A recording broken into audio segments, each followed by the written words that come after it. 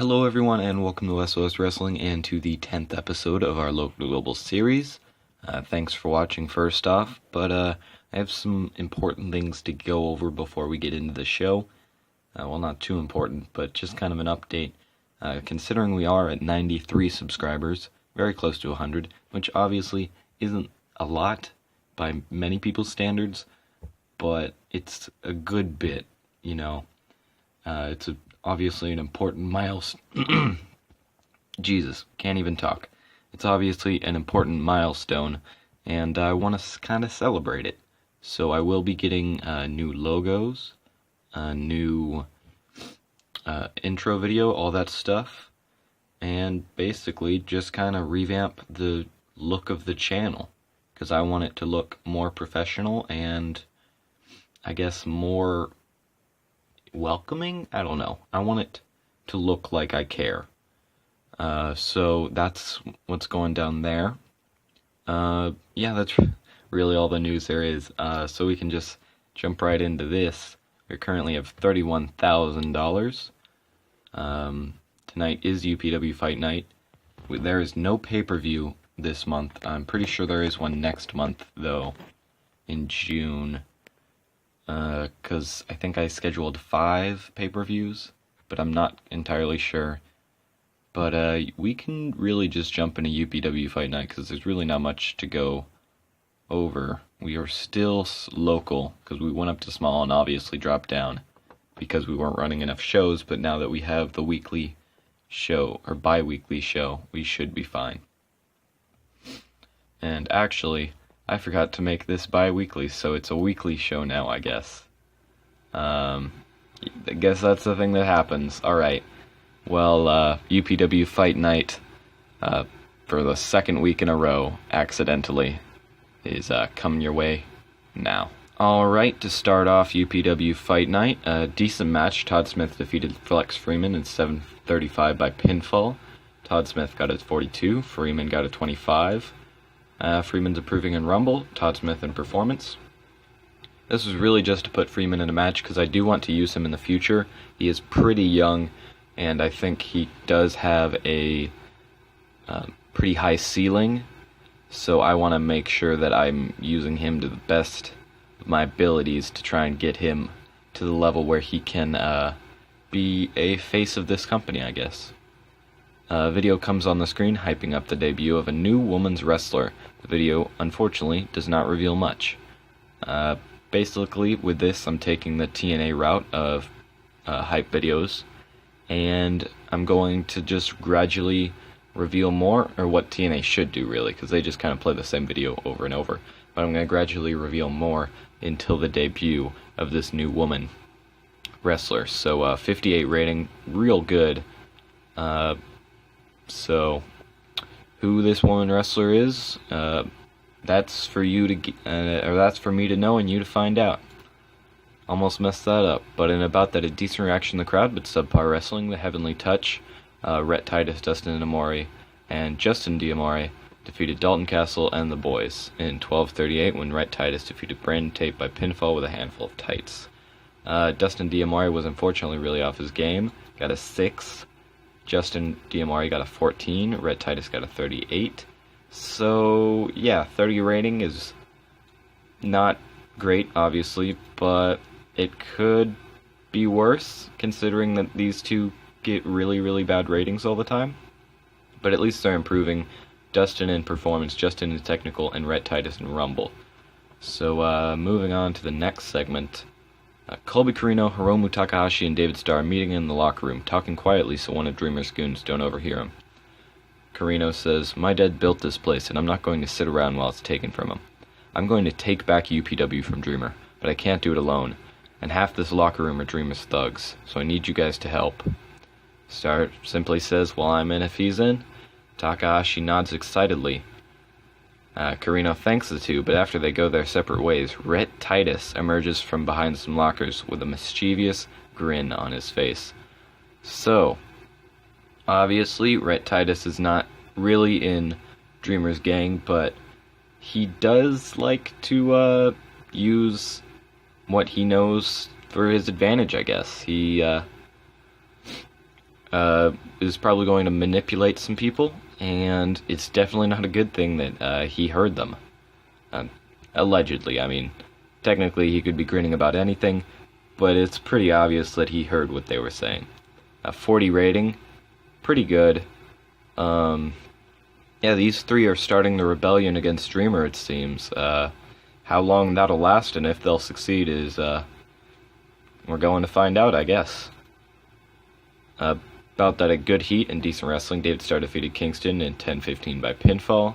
Kingston got a 47, Starr got a 33, and I need to take Dreamer off of Kingston's manager, because he really shouldn't be out at the ring while he's trying to run a show. But nonetheless, 42 rating, pretty good. Better than I thought I'd get. Kingston has been impressing me lately. All of the House of Hardcore guys really have. So we'll definitely look to see where they go in the future. About that, a great heat and decent wrestling. Hiromu Takahashi defeated Alex Colon in 14-44 by pinfall. The release Fisherman Suplex. Alex Colon got a 31. Hiromu Takahashi got a 53 for a 45 rating. Pretty good. Good main event. Pretty meaningless, but I couldn't give a title shot to I couldn't give a title match on every night of TV, so that's kind of where that stands. Just kind of a random match that I knew would get a good rating. After learning about Colby's plan, Titus and the Heavenly Bodies go to seek Dreamer in his office. Titus and his posse barge through the door of Dreamer's office. Dreamer says, "Jesus, does anyone here know how to knock?" Titus replies, "That's not important, because I have some information that you'll be very interested in knowing." Dreamer says, "Oh really? Well, what is it?" Titus replies simply, "I wish I could tell you, but we've got to get ready for the title match you're giving us next week." Title matches, because they can't all be in the same match. But Titus and the Diamore brothers leave Dreamer's office confidently. It's got a 47, great way to end off the show. And yeah, it seems like they're trying to blackmail Dreamer, but Dreamer doesn't really know the situation, so I don't know how that'll work out for him. Yeah. Will Dreamer give them their title shot, or will he go about finding out that information in the House of Hardcore way? We will see. This got 47. Very good. Good way to end off the show. And we will go ahead and do that. A 46 rating, that's pretty good. I'm not going to complain about that at all. Probably one of our better ratings overall, like, since this series started. So that's good. But, we will be moving on to the next episode of UPW Fight Night, which, hopefully, if I can remember, will be 2 weeks from now. And it'll be 2 weeks from now, and the next one will probably be 3 weeks, because I need to get it back on a consistent schedule. But yeah, that's going to end off this part of the video. I was almost going to end the video there, and we can cut right to the second episode of UPW Fight Night. Or not the second, it's like the third. But cut to the next show here. So to start off UPW Fight Night, Rhett Titus walks confidently into Dreamer's office. He says, "So what title am I going to be winning tonight, Tommy? Takahashi's? Dunn's? Hell, I wouldn't even mind being the first man to win the women's title. Think about the headlines.